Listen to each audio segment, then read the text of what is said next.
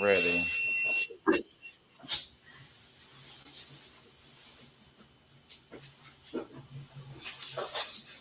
Everybody, hello, and welcome back to the Political Pulse. We are super happy to have you for episode 3, guys. I can't believe it's been episode 3. It's unbelievable. And Kenny, there's something going on with your connection on Twitter. I just got a notification, and I think you probably got it too. So you may want to look on your phone and just kind of see what that is. But guys, we're gonna jump right into it. How has it? First off, before we even kind of go into tonight's show, let's do a quick pulse check. Everybody, how are you feeling with 20 days away from this election? It's wow.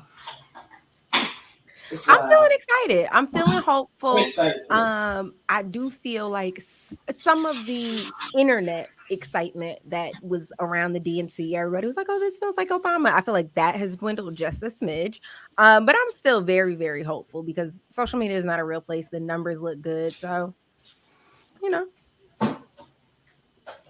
Kenny, what are you thinking? We everybody, you right there in the thick of it. Look, I'm very optimistic. Looking at the early voting turnout that's going on in Georgia, I'm really optimistic. The question is, who are they voting for? Kind of like what I said earlier. So obviously, I'm concerned about white women. Of course, I'm not necessarily concerned about black outreach because when you look at the numbers, we always support Democrats. We are literally number one when it comes to black women, number two right behind black men. So the main thing is just getting the message out there and trying to encourage other people to vote. There is no reason to be undecided at this point. We already know which candidates are. We just have to basically just get as many people as we can to the polls. Do not listen to the polls just because at the end of the day, polls don't vote, people do. So that's all we got to do. Just bring one or two friends with you or try to encourage a family member, a neighbor, a coworker. Try to do whatever you can to get these people out because we cannot allow a repeat of 2016. We cannot take anybody for granted. Well, I think that's a big theme of what we're going to see in tonight's show as we talk about and kind of go through uh, Vice President Kamala Harris's effort to leave no voter behind and Donald Trump's continued doubling down on leaving everyone behind except white men. So the name of tonight's episode, everyone, of course, is A Black Man Can with a Black Man Plan. And of course, we are talking directly about Vice President Kamala Harris's economic opportunity agenda for black men and really wanting to know what this panel thinks about it, also wanting to know what you guys out there think about it. We have currently 41 viewers tuning in from a variety of social media platforms. We want to hear from you. We have a friend here. I don't know my friend's name. My friend, hello. We're glad you're here. We want to see other people jump right into the chat formats on whatever resource or whatever platform you're looking from and give us what you think and your feedback as we talk about Vice President Kamala Harris's plan for the black man and kind of what you think about it. Kenny, this is, of course, something that you've made a lot of content around. You've talked about it quite a bit on social media. What are your initial thoughts about Vice President Harris's plan for the black man? So, since black men have been complaining, saying they don't feel like they're being centered or heard, right now, Kamala Harris said, look, you wanted it, I'm about to give it to you. Since you want to talk about tangibles, well, let's talk about it. Let's just jump into it. Kamala Harris has an economic initiatives offering up to 1 million forgivable loans, up to 20,000 for black entrepreneurs, improving access to affordable banking services, creating regulatory frameworks to protect cryptocurrency investments, which are popular among black men. When it comes to employment and education, increasing the funding and training for mentoring and also apprenticeship programs. I remember Dr. Umar Johnson was on the Breakfast Club and he was talking about apprenticeship programs. Well, here you go. Kamala Harris is giving it to you. When it comes to encouraging black men to pursue careers in education, as somebody we see right here, Zach Kirk, who is also a former educator. When it comes to health initiatives, launching national initiatives to better fund research for treatment like health issues that disproportionately affect black men, such as sickle cell, diabetes, and prostate cancer. And then when it comes to cannabis legalization, advocating for the legalization of recreational marijuana, ensuring black men can also access economic opportunities in that industry. But before we get into anything else, I want to be very clear here. When we're talking about these policies that are targeted toward black men, there's intersectionality here. It's not only going to benefit black men, regardless of gender, sexual orientation, this will benefit the entire black community. So I'm gonna need people to understand that all of these things are intertwined. You cannot help one without the other.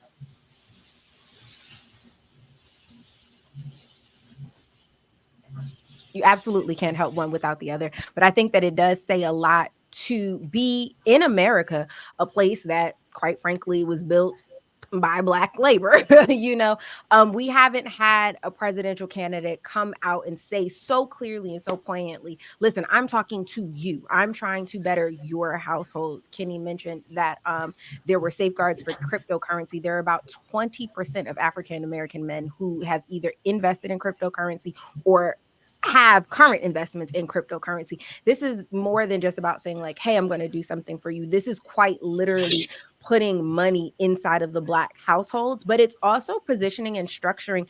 I feel like Kamala Harris in the Walls campaign for the very first time in America is saying, hey, we see you as the head of the household. As coming from a history where we are stripping Black men out of households, we are systematically breaking Black households, tearing them apart, anywhere from slavery to, whether or not crack was dropped off in the hood, to implementing drug testing and getting rid of half of the factory workers that existed in the 70s, when they then turned around and simultaneously gave women the right to have credit cards, making women one of the biggest pushers of economics. When they took that power from Black men, Kamala Harris and the Walls campaign are saying, we're giving it back to you. We acknowledge you. You are the heads of your household. We see you and we want to help better you. I think that for the most part, this is an answer to what your question has been. And don't you have no more excuses. You've asked, what does she do for Black men? You've asked, she does see Black men. She has a full out blow by blow for Black men. So I hope that there is no more questions about it. She's opening up more jobs as far as education goes for Black men. And they are definitely, as a former teacher myself, I know how important they are in a classroom. So I'm just happy to see this. So I hope this leaves no more room for question. I will say that. So one thing I want to know, this is, and I have some thoughts, but I want to ask the panel to kind of think on this and then come back. We'll kind of come back to it.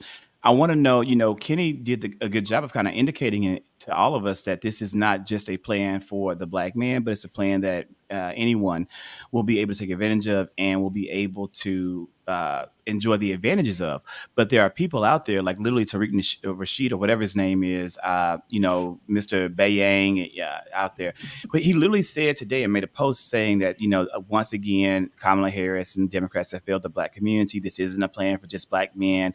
It's a plan for everyone. And he's literally, using rhetoric to water down or to negate the effectiveness, of the plans. I do want to know from you guys, in order for something to be seen as Black or as a plan for a Black man, is it something that has to be very specific and only to that community? So while you think of that, I also want, for my audience out there, I want to know, what is your favorite element of the plan? Of all the things proposed in the plan, what part of the plan is it that you like and appreciate the most?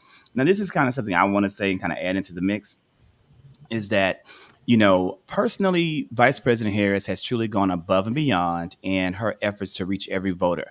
And I think this was an essential step to ensure that any disenfranchised Black man out there and Black person out there is going to see that, one, she cares and she's making an effort. But even bigger than that, this is a fundamental step by Democratic leadership to truly give a level of reparations in a way that they can to the Black community in ways that they have been done wrong and been systemically oppressed. A lot of people are really happy about the cryptocurrency part. As someone who never invested in cryptocurrency schemes, because that's how I've always seen them, that's not the part that excited me. But the part that excited me is the incentivization for Black entrepreneurs to become invested in hydroponics, hydroculture, which is the growing, harvesting, and the cultivation of cannabis. I think we know that this is a multi-billion-dollar industry, and so many Black people are not a part of that industry.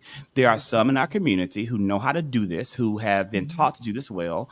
Farming and agriculture is a mainstay of our culture, but we are not able to do it legally. We're not able to be involved in the opportunity to gain business or to earn capital from it.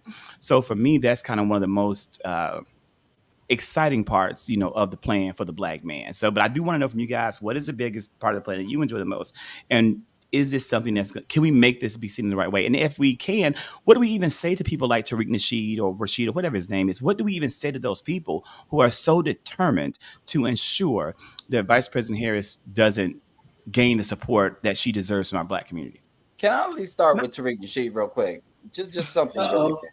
It seems like he keeps It's moving about the to get goalposts good. when it comes to Kamala Harris, and he loves to come about her biraciality. But first, he needs to check his wife's biraciality. If he wants reparations, he should ask it from his mother-in-law, who's white. But anyways, back to the Ooh. point. When we're talking about policy and we're talking about things that impact the Black community, the reason why we don't have these bills that say Wakanda Blackity Black Forever bill, the reason why there's not solely only for Black people is because the mere fact that there's things called constitutional muster, right? What that basically means about constitutional muster, bills have to be inclusive enough to where they cannot be challenged in court. We saw with the American Rescue Plan where they allocated $4 billion to solely only Black farmers, which was challenged by a former Trump aide in the courts and was struck down as unconstitutional. What we have to understand is any bill that specifically targets, when we're looking at the disparities and we're seeing the people that have been left behind, whether it be marginalized people, Black communities, women, Black men, gays, queer, whatever. When we're looking at bills that specifically target a group, we have to understand that there's going to be an intersectionality there. Even though this majority will help Black people, it's going to also help others. Look at the American Rescue Plan again. When we actually passed the child tax credit and expanded that, the majority of Black children were lifted out of poverty. 600,000 Black children were lifted out of poverty due to that policy.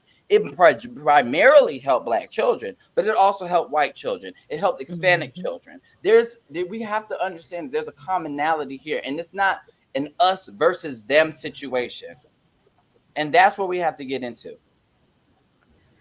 We definitely have to get into that. One of my favorite parts of the plan was actually the initiative for healthcare. Obviously, we're not monolithic, but there is this overwhelming need. Number one, being Black in America is traumatic. Period. At the end, we just saw that little boy in Sarasota, Florida, walking down the street and was being harassed by 3 grown white men, so much so that one needed to go pull out the street artillery. We cannot exist here. That in and of itself should qualify for free healthcare. Like, I don't know, but to have a plan that highlights the need for mental health care, not just mental health care, prostate cancer, Black men are diagnosed with prostate cancer at almost a 12% higher rate than any other race. That's 1 in 6 Black men. Again, you do the math. African-American people are 50% more prone to have diabetes before they die, and they are the largest group to have diabetes. The second one after that, to Kenny's point, is Hispanic, people who identify as Hispanic, which means that this is a Black and brown issue. And to Zach's earlier question, I think that it qualifies as a Black issue when you can quote sites like that. When we lead in these statistics and then you are going to speak to those statistics where we are the leader, that now qualifies as a Black issue. If it by proxy helps somebody else, we are all for that, because that's not what our community is about. And honestly, the fact that it's not what our community is about is what scares them. Them are so used to revenge and getting their lick back and all of that, that they are so scared that we're going to pull a them on them. If anybody can be helped whilst we're being helped, we're here for it. Like, go girl, go get that. So there to be safeguards around mental health and physical health, especially when we know by proxy, Black men, y'all don't normally be going to the doctors like that. So anything that helps get y'all in the door and get y'all tested and keep y'all around for a very long time, I support wholeheartedly. I agree. And so someone said earlier, I think it was Kalani, make it make sense. Now, I don't know if you're talking about the plan itself, but in regards to making the plan kind of, make sense, this is a really good graphic that breaks it down, tons of videos on social media. But here are some of the main parts of the plan is that it's going to give out up to $1 million in loans that don't have to be forgiven to entrepreneurs, small businesses, so that they can have seed money and startup money and just continued maintenance money in the amount of $20,000 per business. Also, it's going to incentivize getting more Black men into the field of education, also allowing them to Yes. be able to get student loans forgiven for that. I think, Millie Chan, because you're on two devices, it gives an echo. So just be mindful of that. I think so. There's a Okay. slight ringing, Is that but that better? always happens when you like log in or like try to watch it and stream at the same time. We talked about Okay. cryptocurrency, but I there's wanted also to. I wanted Mhm. No, I'm gonna bounce it to you. But then also, wanted L to. talked about that the healthcare part, Okay. and we talked about Can the you hear me? marijuana. Yeah, I hear you. And so we now bounce it to Millie. Can you hear me? Yes. Okay.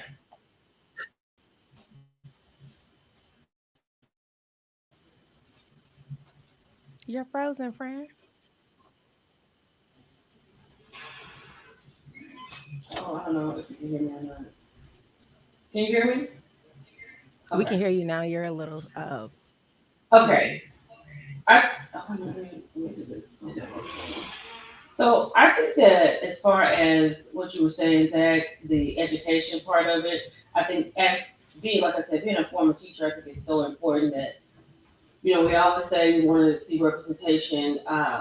We've had Black female teachers, of course. I think young boys need to see men as teachers. I didn't grow up with a lot of men in school, but I realized that that is a very important aspect, and that I'm so happy about. And um, also rent, and as someone who wants to be a new homeowner, that is very important. The $25,000 down payment will help a lot of people, and to bring down the cost of rent for those who are paying rent, that makes a big difference, because that's a big thing right now for everyone. So all these things, as far as they go for Black men too, they go for everybody. So those are the things I really care about. It's all important, but those are the three top things for me. the rent piece that Millie Chan was talking about. A lot of people were like, "Oh, I don't see all of these talking points, and ain't nobody talking about bringing down the cost of rent. Ain't nobody talking about bringing down the cost of rent." Kamala Harris, if you actually read, it's on page 5 of the document. If you would choose to go to KamalaHarris.com, honestly, you can type in "opportunity agenda for Black men." That's literally all you have to type in, and the very first one is the 9-page doc. So, like, you're welcome. But anyway, she is talking about putting caps on all of these apartment buildings. It don't matter where you live, what state you in. It's a new apartment building going up every week. And guess what? The people Yeah. in the community cannot They afford need it. to be On capped. on top of all of that, they're made for commuters. No matter what city you're in, them apartment buildings in your city is made for somebody to commute to the next largest city. And so guess what? They're 1 and 2 bedroom apartments. They're not space enough for family. So not only are you priced out, and then the next jump is what a house, renting a house, buying a house. God bless. So she's putting caps on that, and then in turn, if you are looking to buy a house, you are getting that $25,000 in down payment assistance. That housing market ain't nothing to play with. And so again, when you have one person who just learned about IVF, literally just the other day, one person who tells you that he invented IVF, he is IVF, like, we have to start really looking at what day-to-day life looks like with both of these candidates in office. Yeah. That's a direct quote. That's what that man said at It's a the town direct hall. quote. Donald Trump said that he invented IVF at a IVF. town hall here in Georgia. Uh, ah, it's just unbelievable. And that the whole It's a Republican lot Party, that's because of him, unbelievable. has changed their stance on IVF. No, it's a lot that's unbelievable. It's a lot that now he doesn't. He's not even campaigning anymore. But here's my John, thing. yeah. We're just talking about this black agenda Yes. situation. What is Trump's black agenda? For everybody complaining about this not being enough, and some people going way over the board talking about they want child support forgiveness out of here. When we're talking about a black The agenda, most I can do is throw you a condom. and we're talking about tangibles. I challenge Tariq Nasheed to show me and pinpoint Donald Trump's black agenda for black men that specifically targets them, that specifically deals with health disparities, deal with business opportunities, deal with entrepreneurship. Tell me exactly what Donald Trump is actually offering black men other than gold sneakers. The weave. It's a weave. You have to weave it together. I don't know what to weave because like I'm too distracted by the fact that there's too many people making up all these excuses on why they cannot support Kamala Harris, who is not new to this, is true to this. Because when we're talking about, and some people are saying that, oh, she's doing this at the fourth quarter. The problem that people don't understand is you're finally paying attention. Kamala Harris just recently did a Black economics tour. Zach was actually there. It was earlier this June where she did a Black economics tour before she was even in Atlanta. Zach, could you please fill us in that Kamala Harris is not new to this? She's true to this. She's been doing the work. She met with over 100 Black male. It was in April. So actually, it was back in April. Vice President Harris came to Atlanta. And she met with like two men from like a very popular business podcast. They were the host of it. She had a number of Black business leaders, including the owner of Dave's Cheesesteaks, and his wife Pinky was there. She had in Isaac Hayes III, the founder of Fanbase. She had Quavo there. Isn't it Quavo? Isn't that the one, or is it Takeoff? Which one is married to Cardi B? Offset. Okay, so it was Quavo. Rest in peace, Takeoff. It was Quavo. So Quavo was there, and he was like the co-host of it as well. And so it was all about economic opportunity for, America, but it was focused on the Black community with the emphasis on Black men. That was before she was even running to be president of these United States. So this is something that matters to her, that's important to her, and that she really, really cares about. So it's, to hear people say that she's trying to pander to a part of the community is so unfair when she's doing more than any other candidate has ever done to reach a portion of our populace who has been disenfranchised, and they're continuously being disenfranchised. With that being said, interesting that you can see that she's giving something in every age group, right? Like we're getting male teachers in the classroom. That's representation for younger Black boys. There's funding going to HBCUs. This is help around college age students. And then there's something for the Black man, the adult. This is not like a plan that you just got to be like down on your luck living in America in order to benefit from. You know what I mean? Like it's multi-generational. And I think that's very good. In her efforts to reach a broad span of people, she's also doing some very interesting tours and jumping onto different media platforms. And I also kind of want to talk about that. This week, she went on to a number of shows, but one of them happened to be Roland Martin, who is like the Black godfather of media. And it was, a really great interview. She's done a few other interviews within this past month, including Howard Stern. She did an exclusive interview with the Shade Room, as well as Alexandra Cooper in her Call Me Daddy podcast. Just moments ago, before joining and jumping onto this, she did an interview with Fox News, and Brett Breyer, Boo, whatever his name is. She did an interview with him as well on the horribly disastrous, tasteful Fox News. What do you guys think about Kamala Harris's continued media blitz in an effort to reach and appeal to every single voter, especially when you look at the fact that Donald Trump isn't doing any whatsoever? I saw that she had given The View their best top viewers in 3 years? Yes. That was simply amazing. And even on the Call Me Daddy or the podcast, I think for a lot of people, because I saw a lot of response to her answering her question about being humble, having children make you humble. And when she said, who says I want to be humble? That screamed across America because she was speaking to a lot of women. She was speaking to all the women. The advance was like, get them out of here because they don't have kids or, whatever. They shouldn't be able to vote. And I think that could have changed a lot of people's minds. And I think this is a fantastic movement. I think she's saying all the right things. She's not holding an impromptu concert. So I think everybody's getting the answers that they want. And I think this is fantastic. And she's doing what she's supposed to do. And people, it is a clear winner, right? When no one wants to answer your questions and they want to dance versus answering your questions and how things are going to affect you. it's a clear winner. I think, first of all, I want to say publicly, Zach, I owe you an apology because when she was doing 60 Minutes, I said, who the fuck cares? And you were like, no, like, look at the bigger picture. And I was like, Listen. actually, you're right. And I did get it from a zoomed out perspective, but my base level still stood like, who the fuck cares? Today, I think that Kamala dropped her little, like, you could see a peek into her campaign's plan because when baby girl set up on that stage and she ran down all the things and then she clocked Mr. Trump and said, Mr. Trump is the only presidential candidate in like 60 years not to sit down with 60 Minutes. I said, bitch, you got him on the ropes. You better do what you were supposed to do.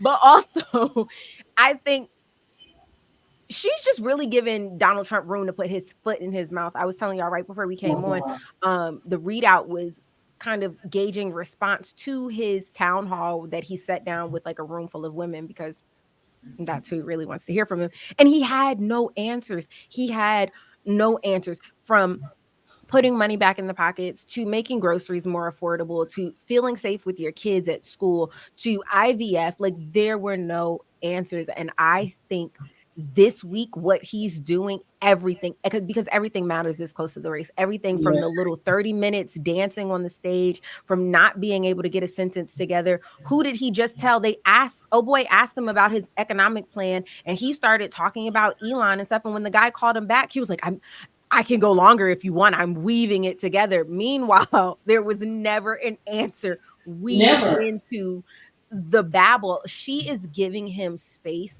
to insert his foot all the way back to that little dangly thing that's because he can't keep up. You know what I mean? And you can only play or be someone you're trying to be for only so long. And he's trying to be a politician. He's trying to be presidential, but it's not in him. And I feel like the people who actually support him are just people who don't care. They don't want to know. They don't even care. They can't see past themselves. So that's how I feel about it. And if you have somebody who's not willing to talk to you, who's not willing to answer your questions, how is your future going to be with you as my president? I think it's, like I said, it's clear. I agree. I think it's clear, but I also, That you were very. I don't feel good. You're critical about her going on Fox News. It was a horrible decision. I'm not gonna pretend like it was a horrible. Let me lay out. Let me create a case. Go ahead for the people. Now, before you deconstruct my case, Kenny ready to tear my case apart. 60 Minutes is the most watched news show in America, hands down. I think it may be even the world. More viewers watch 60 Minutes than any other broadcast news program, more than the competitors. Primetime Live on NBC and unfortunately, even my favorite, 2020, all came from 60 Minutes, and it's still the leader in regards to ratings.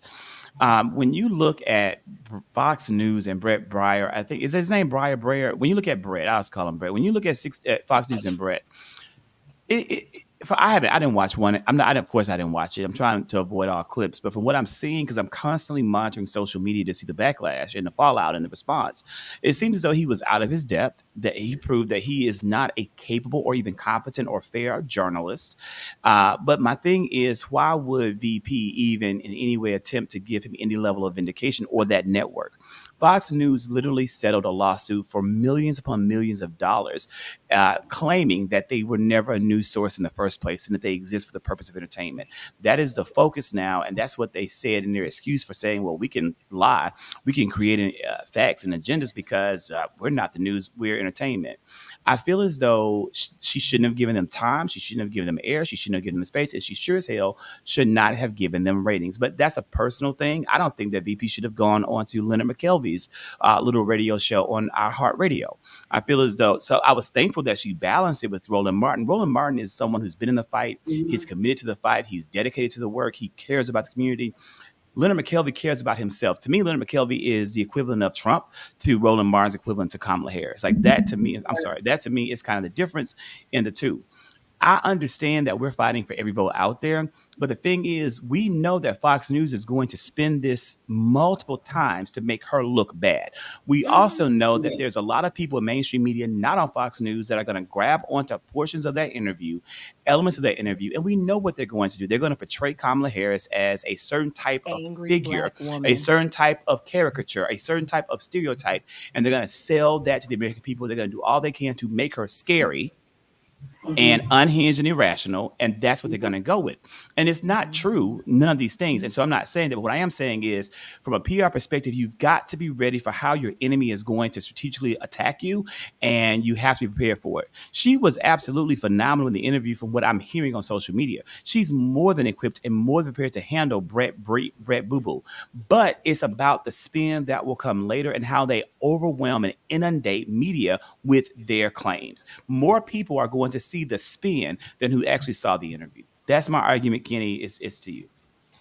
Look, my whole thing is Kamala Harris can't leave any stone unturned. And my whole thing is I'm glad that she's actually going to these Republican outlets. I'm glad she's going everywhere that she possibly can to get the outreach, because at the end of the day, it's going to be white women and white people that low-key she has to reach out to white suburban women. If they're watching Fox News, she has to reach out to them.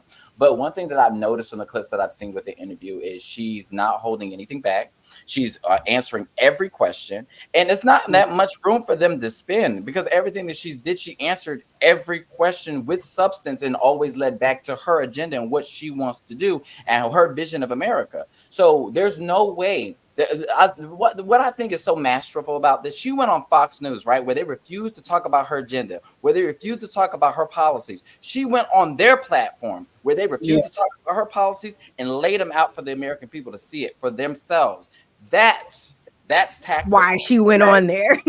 Yeah, you don't want to talk about my policies. I'm going to bring my policies to you. That's why I believe that it's important for her to go on places like this, because she understands she's not trying to be just president for the Democratic Party. She's trying to be president of the United States, which is the Republican independent. She has to be. I am trying to be a president for all Americans, not some. And I'm sorry, I just had to hit you right now, Zach. I just had to. No, she definitely said this is the difference between me and him. I am a bipartisan president. I'm going to reach across the aisle. These things are going to happen. But that interview gave very much when Lynn invited Maya to her talk show. That was an ambush. That I know them questions was not approved. How do you feel about what Kenny said? Because I totally agree. Like you said, they wouldn't talk about her agenda. They wouldn't talk about her politics. They wouldn't. You know, so okay, you want to talk about them? How about I come and talk about them for you? And then you give a new set of eyes and ears. I mean, they're listening in the bushes, but now when you're up front talking to you, you have no choice but to listen. Mm-hmm. And like she's removing every barrier. Yeah, there's no way you can spin it because she follows it up. Yeah, I mean, no, I agree with Carol. Carol has a good point here. I agree with that. She did give him a little room to give the angry black woman mantra. Is it deserved? No. Did she give him a little room? Absolutely. Did she need to read him down in that moment when he asked the question and played a clip that was completely different than what was asked? Absolutely. So she held her own. But to me, and if her campaign is smart, which they are, to me, if it gets spun that way, they will turn around and say, you want a pit bull in them conference rooms. When we in the sit room, you don't want you want a pit bull. The beautiful thing about the Harris campaign, Kamala HQ, they're already spending this in their favor already. So they're already taking advantage of the narrative. They got the narrative right now, and there's nothing really they can do. So her PR, they're ready. They're already ready and already created clips and already creating ads around this entire interview. So they're already they already know what Fox is going to do because they're only a one-trick pony. But as far as painting her out as an angry black woman, child, they was going to do that anyway. They do that anyway. I think it's also incumbent upon us. If she had never been on their show, they were just going to take clips and take things out of context themselves from other interviews, past interviews she did with Charlamagne, past interviews she's done with Merlin Martin, past interviews she's done on 60 Minutes. That's what they do. But rather than doing that and being able to create small little snippets and clips, she said, I'm going to go on your platform and I'm going to use your time. and I'm gonna Yes. put out my agenda. I'm gonna use And your I tone love it. to tell you my policies. They Instead have of say I have no policies, I'm gonna tell you my agenda, and I want you to compare that to Donald Trump, who's offering you absolutely nothing but grievance. And I think we have to do more highlighting of the fact that Donald Trump is offering nothing, that he hasn't, like, everyone keeps hammering, talking about Kamala's policies, and she gives you policies, they move on to the next thing to hammer her on. No one's ever talked about the fact that Donald Trump has given us no policies other than Project 2025, which he claims isn't his policy.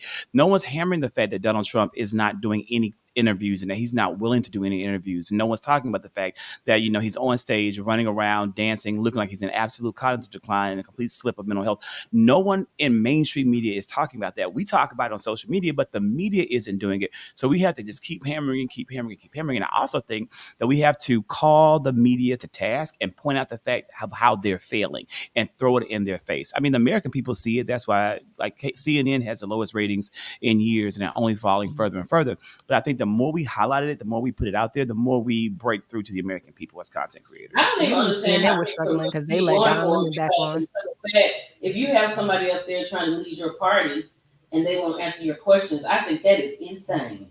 Like, how could you follow someone like that?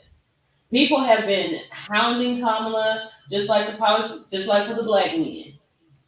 She has something for the black men. What are you going to say now? It's called unrealistic expectations. When it comes to misogyny and misogynoir, that rules over everything. So we have to break through that. At the end of the day, we cannot waste too much time on people who were not going to vote for her to begin with. The only thing we can do is reach out to the people and galvanize the people. Again, like I've been saying on all my videos, galvanize the people who give a damn. Stop going back and forth with these leftists. Start going back and forth with these sexists. Stop going back and forth with people who want to vote Jill Stein or Green Party. Stop going back and forth with all these MAGA black folks that constantly move the goalposts when it comes to Kamala Harris, but allows the most egregious things to come out of Donald Trump's mouth, where he continues to put black and brown people in harm's way with his rhetoric, also with his policies. So at the end of the day, we don't have time for this. What Michelle Obama said, we don't got time for that. No. Okay, what we need to do is get the people who care to the polls, and that's all we got to do. This is a turnout election. All we have to do, if people vote, she will win. Hard work works if you work it. If you get them people out at the polls, but we saw that with 2008. We know the formula, right? Like, I think everybody, correct me if I'm wrong, on this panel was working polls for Obama, was outside, was involved in some capacity for that election. There was huge voter turnout. Like, listen, and then my thing is always the drinks hit a little bit more when you help work the polls and then your candidate win. Like, that's just a little bit better of a party. Yeah. Well, I mean, in terms of driving out the voters, we have seen, we literally saw a record shatter in Atlanta on yesterday and again today. As of today, right now, as this is going live, more than 600,000 people have voted in the state of Georgia. I want to let everyone be reminded, for some context and perspective. I want to say maybe it was 2008, maybe it was 2004, but there was a point in time when we didn't even have 1 million people in Georgia show up to vote. So the fact that on the first 2 days of early voting, we've already gotten 600,000 people vote is huge. I do want to talk about that, kind of talk about some of the early voting indicators that we're seeing from around the country, and then kind of open up the floor. So I know that we've seen a lot of people in the media talk about how great this is, or they kind of feel good about it. I am not kind of one of those people. I feel a lot more tempered about it, but I do want to open the floor and talk about, what do you think so far about what we can kind of see from trends in early voting? I think that people are really serious. Those people, like Kitty said, who's going to vote for her is going to vote for her. So I think people are really getting out. They don't want to be held back. They don't want to wait in line. Early voting is going to shoot off. Like, it was like 63,000. What did it say in 2020? I think. And you said there's 600 plus thousand now who've already done it. Like, that is amazing. And I think people really want to make this change. Now, do I think we want to make a change in the Democratic favor or in Republican favor? I'm not sure, but I think early voting is what is the first thing that's on people's mind. Just get it over and get it done, because I think we're ready for it to be over also. My opinion on early voting is normally it tends to favor Democrats along with absentee ballots and mail-in voting. That tends to favor Democrats. But the only concern that I have is that with this amount of voting and this amount of momentum, I don't want anybody to feel like they have to disengage saying, oh, well, I don't have to vote because the numbers are trending towards Harris, so she's got this in the bag. I don't want anybody to take anything for granted, but also Right. I don't want also for people to look at these early numbers and be like, well, I'm going to go ahead and I'm not going to vote and this, that, and the other because I'm not sure. It may look like Kamala Harris is down in the polls and this, that, and the other. It seems like my vote is useless. No, we have to make sure that people feel valued with their vote and we have to keep that momentum going. I feel like if we could be out there, I don't know if y'all remember, but back in 2020 with that whole Popeyes thing where people were waiting in line for hours for a fucking piece of chicken sandwich that wasn't even that damn good and had my stomach turning upside down. Heard it, The first everyone. sandwich was good. No, That sounds delicious. we The ain't gonna first have round of sandwiches were like good. wait a minute. That We gotta get second clarity. round was The very loaded first bag. sandwich, was great. The problem, they ran out of the Delicious. original chicken piece. It was the actual chicken breast delicious. in the sandwich that was so delicious. It It was was something so about the chicken breast, but then they ran out of chicken. Then they had like a 3-week wait, and when they came back with the new chicken, it didn't do it. That's the one that twists your stomach up at knots. I No, still that go and first buy one through that did in the me up, trash. That but it was first one was the delicious. one. But my What do whole you think point about? is, What do you think I don't about want when anybody to be discouraged based off of, oh my God, that long line. If y'all can wait for a piece of chicken, child, we could wait in lines to save our democracy. That's all I'm saying. And What bring do your you think little about? Wait a minute. little Aaron, stuff. real quick. What do you think about what G. Houston is saying? I'm concerned about the cheating when counting votes. Oh, okay. So, well, what I was going to say was just to put things into perspective, the 620,000 votes that have been cast as of today represent about 8.6 of voter turnout in the state of Georgia. However, in the 2020 election, early voting turnout only made up 10% of the vote, which was 500,000. So we've already surpassed what was done, signed, sealed, delivered. When it comes to the concern about cheating, I think the ruling that came out in Georgia kind of just makes it very cut and dry. Listen, ain't nobody cheating. If you see somebody mark your little ballot, you know what I'm saying, put a little mark on it, go get another one. Other than that, hit the button. If you in South Georgia where I You like to really vote, you can't got the cheat in touch Georgia. screen. That's what I'm saying. You got the You touch can't. screen. You That's not can't do how. that. Yeah, every state is different, but in this state, like you're literally sitting there. I mean, it's scanned in, so they've added so many precautionary measures going Safeguards. above and beyond to make sure you don't cheat. Like it's just I can't imagine. I can't see it possible. Like you go in, they do ID match. So I signed, and they looked at my ID to make sure that my signature matched, and I'm like, who remembers how I signed this ID back 20 years ago, but they Exactly. still did it. Then you go, you vote on the machine, you get your card. The card has your vote, but then they print out. Every freaking machine has a freaking printer. So they not only have my card reading results, then they have my printout results. Then they scan my card and input the scanned card results, and then they take the printed form and scan it through a document to capture that result. So you're getting right there 2 different sets of matching data points to say like you can't cheat. So Now in Jersey, it's not like that. It is a little bit more cheap friendly in Jersey. You know, we're more focused on the port over here. However, they are, when you go to vote in Georgia, the person who you start, I mean in Jersey, excuse me, the person who you start with kind of walks you through the whole process. So if I go to Kenny and Kenny checks my ID and gives me my ballot to go put into the machine, I go do that separately. When I come out, Yep. Kenny is my point person. He walks me to the little scan machine and they tell you, don't walk off, stand right here while I do it. Once that's scanned through, the paper comes out, they put it where they need to, you get your sticker, you go back home. So it's not as fancy as the cards. There is a little bit more room for margin for error. However, that's not this state's MO per se. And like I said, they are really good. There's always enough staff for there to have good point people, and they don't let people in like that. It's like 5 people. Okay, when they come out, we'll let another 5 in. Look, Now, I'm blessed G. to live Houston, in I live Maryland. in Texas We ain't got to too, worry about stuff like that. and the way we vote is very simple. We go in, you show you so you show your ID, you get a sheet of paper, and you fill out what it is you want, and you just slide it through the machine, and you're done. You get your sticker, and you're out. So that's one how thing, it- yeah. So I wanted to add just a little bit of context, and I made a video. It's on Twitter. It's on TikTok. I think you know what? I actually didn't put on anything but Twitter, actually. I made it literally for Twitter because I was seeing so many people praising the results. I just want to give a brief bit of context around these results from yesterday. And so, this is kind of like the data that pops up. Now, when you look at this data, you have a whole lot of like, this is Metro Atlanta. This is where we are in Atlanta. So it looks like big, but that can be very deceptive. It wasn't like huge amount of people in Metro Atlanta that turned out. It just wasn't. It was about the most in one county was approaching 30,000. But these counties have millions upon millions upon millions of voters. So the turnout was good. It was record breaking. But like Leah said, it's only about 8% of all registered voters. It's a whole lot more My voters name is out Al. there. I'm sorry, L. There's a whole lot more voters out there who are, going to have a chance to vote and who are going to come out and vote. Now, here's the numbers and the information that really matters. Look at how it breaks down by demographic. We had almost 200,000 white voters, and we had almost half of that being black voters, which is a really good turnout for black vote population. But again, you have to look at where the votes are coming from. If there ever will be a state that's going to have some black MAGA, I swear it's definitely the state of Georgia. It is what it is. Texas too now. So Millie Chun, don't you be laughing, girl. Don't you be laughing down there because y'all got them too. I was about to say we will not let you down. Yeah, I got them too. And so I look at the county by county vote turnout. So when people saw a lot of turnout from what's called Fulton County, where Atlanta is situated. So people are like, yes, Fulton had a great turnout. They did have great turnout, but Fulton County is a very mixed bag.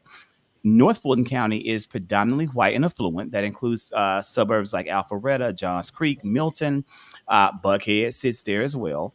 And so, and it neighbors one of the most strongest parts of our state for Republican control, which is Forsyth County. That's the county, literally it borders Fulton, where Oprah Winfrey went in the 90s. That was like the most racist place in America. That's right above Atlanta. That's Forsyth. So I looked at that data. So Fulton 50-50. DeKalb County had large turnout. It was the second most number of early voters. It's a predominantly black county, and it was great that they did indeed have high voter turnout. That's a good sign. But I looked at Cherokee County, Forsyth County, Hall County, Houston County. These are Republican strongholds, and they also had good turnout. I looked at the county that has actually the largest percent of black voters, and that's Clayton County. And Clayton County did not have good early voter turnout, and neither did Bibb County. So there's a lot of room for the Harris campaign to target and to increase those voters. I've posted links on Twitter saying, please phone bank, please sign up to phone bank. That's like one of the least things that we can do. I've knocked doors in multiple states. We'll continue to knock doors here in Georgia. We'll go to other states if they send me to other states. But we really have to really work to reach every single voter and just talk to them about doing their due diligence. And it really doesn't matter at the end of the day to me who you vote for, as long as you vote and that you are in the process an informed voter. I think when people are educated and they are informed, I think it makes a huge difference in terms of voting. I also want to say that we're fighting and begging you to vote early for this reason. You vote early because there are people who can't vote early and who are only going to vote on election day for whatever reason. That just happens. The more people that vote early is getting us out of the way so they don't have to deal with lines. They don't have to deal with the hassle and the frustration of voting, because there will be people. So people are going to turn on the news at like 11 o'clock or 8 o'clock on election day who haven't voted. And if they see that there's no lines, if they see it's a smoothly process and they just have to take maybe 10 to 15 minutes out of their day, they're more inclined to do it than if they see those long lines and they say, man, fuck this, I'm not going to do it. That's why we need everyone who can vote early, no matter where you are in this country, do it. Vote early.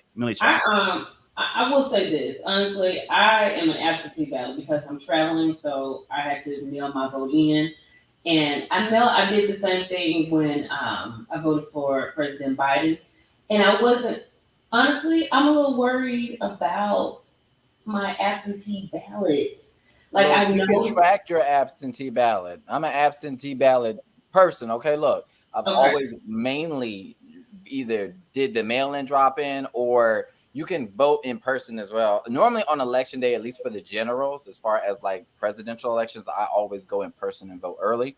But as far as like midterms, I've always done it with absentee. So you can track your ballot. There should be like a tracker that you can do, and you can make sure that it's counted. It'll give you a little check mark letting you know like, hey, we counted your vote. You're good to go. So I look, I think that absentee is perfect, especially for people who are traveling, just like you, people who just don't have time, or people that wait in line or just don't have that amount of time. And plus, if you do submit an absentee ballot, it gives you time to do research on these up and down the ballot races. You don't know who these people are. Is this judge going to be good for me? Is this person going to represent my values? You have time to do research on the candidates as you have it there versus you going in person and you're like, I don't know who this person is, but I'm just vote blue just cause, or vote for this person because I like their name. You need to have that amount of time to be able to fill it out, do a little research, and see if this person matches your values. And I will honestly say, I really want to thank you guys for real, because I, as you said, was just a blue voter.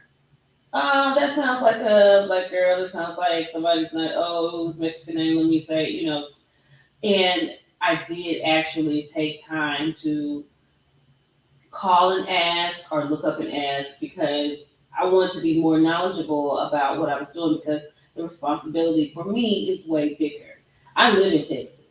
I know what goes on in Texas. We have Governor Hot Wheels, so we have to be. We need. What I'm saying, have to be. We need to be sure. We need to be sure what's going on the ballot. So I want to thank you guys for that because y'all have really opened my eyes to a lot of different things politically. I know what I want. I know what I want to see and all of that. But when it comes down to getting into the meat and potatoes of things, I love listening to you. And I have learned a lot. So I appreciate you guys for that. Thank you. It's also really fun. I like early voting. Y'all know I'm a stats girl. So I like on November 5th when they turn it on and then you can see the little bar has moved because they started already counting the early votes. So it just feels like more hopeful. When you're watching it and when you are, making that race. Nothing is done until it's done. You can't call it till the polls close, all of that we know. But it does look good when there's just like a little bit of hope to turn it on as opposed to everybody starting at 0 on this race to 270. I just want to say I know that election fatigue is upon us all. Everybody's tired of hearing about it. I'm not going to lie to you. I'm about tired of talking. People call my phone every day outside of this. What you think about this? I'm like, I don't know more. Leave me alone. But like we can't get weary in the final hour. We have 20 more days. That's less than it takes to create a good habit. And so if you could just like buckle down for your kids, for yourself, for your black man that you may love, for you being the black man, it might be self-love, whatever it looks like, whatever gets you to the poll, to early vote, to vote on the 5th, like just go and a vote for Kamala is self-love. So I think that's come on, great. somebody. That's a great slogan. But you know what? I gotta give y'all give Georgia their things because when you're talking about voter fatigue, I know Georgia is tired as hell.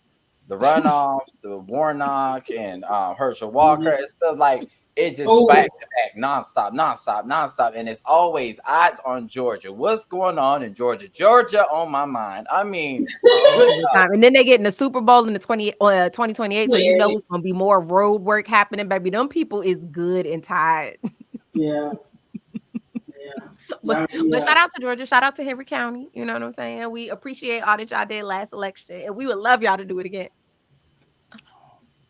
Yeah, that's great.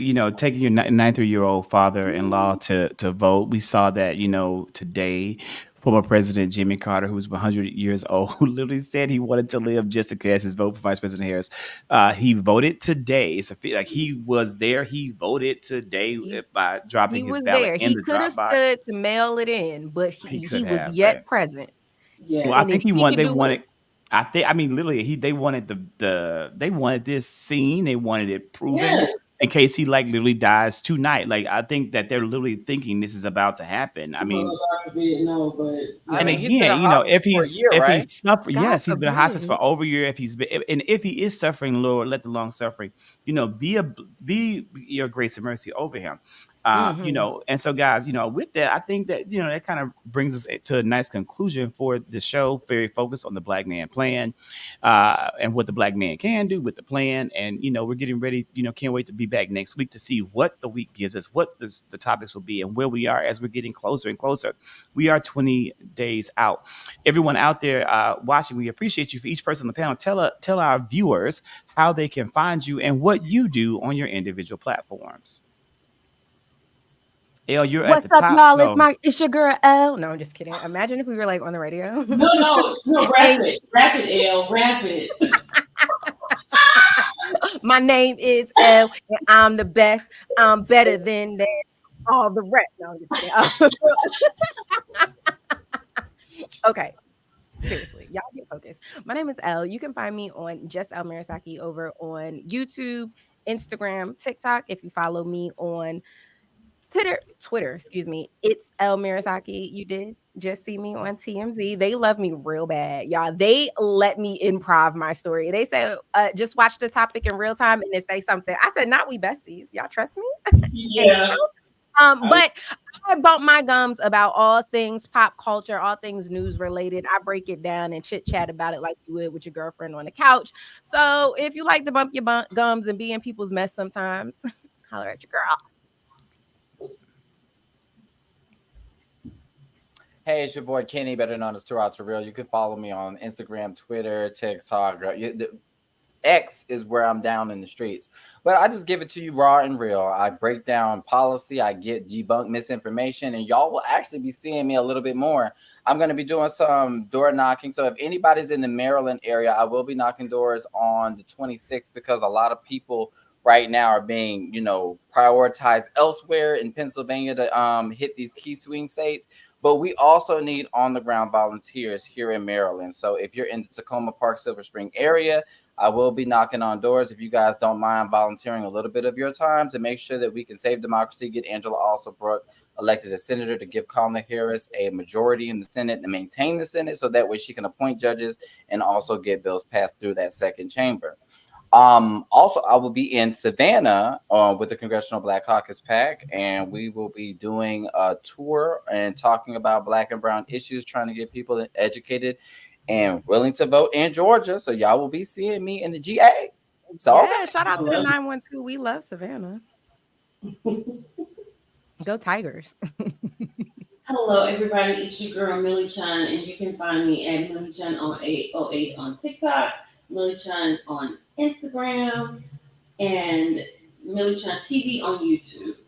I talk about hot topics, what's going on today, and recently, because of conversations, I wanted to get into the politics of it all.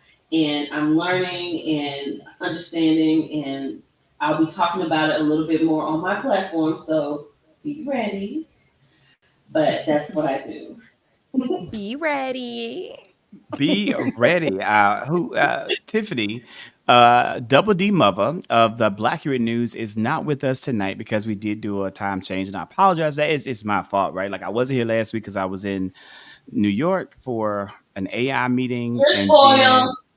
Right. And so right now, yeah. And so this week I got getting ready to go and see Usher, who's doing a huge Get Out the Vote event, and I'm going to that to like interview people and really work. I'm going to work. Like I'm working to 1 o'clock tonight at this event to get people fired up in Georgia. It's literally going to be in the historic West End, kind of like, well, actually, what's in Atlanta we call the SWAT. So it's like Southwest, the very bottom of the West End, the top here of like, off MLK. This is at Cascade, if you know the area. So I'm really excited about doing that and going there. Boulevard. That's right. It's at the Cascade Skating Center. You guys can find me at you can find me on TikTok, Zactivist. That's my largest platform. Enjoy it while you can, because we all know what's going to happen to TikTok on January 19th. They've spent an entire lifetime, it seems, suppressing Black content anyway. So fuck them. It's over. You can find me also on Instagram at the Zactivist, Zactivist. And of course, please follow my YouTube, which is 3+1 Media ZK.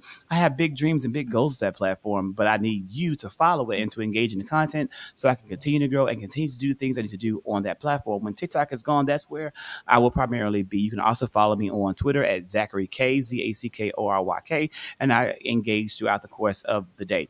I really value and I appreciate you for being there. The platform ties up people, politics, and pop culture. Very heavy right now on politics, but the real passion is the people. And so there's so many things happening that the news won't cover. We just had like a very famous ice hockey player in, I want to say Finland or Sweden.